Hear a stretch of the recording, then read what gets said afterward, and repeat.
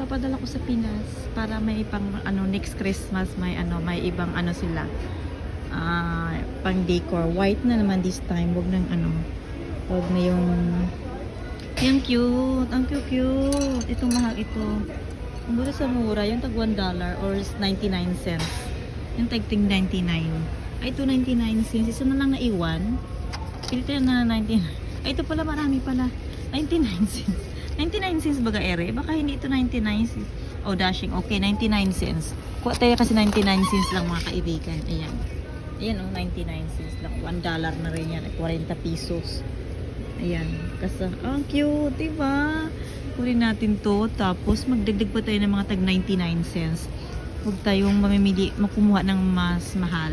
Ito oh, $2. $2 siya. Snowflakes ba yan? Oo, di ba ang cute?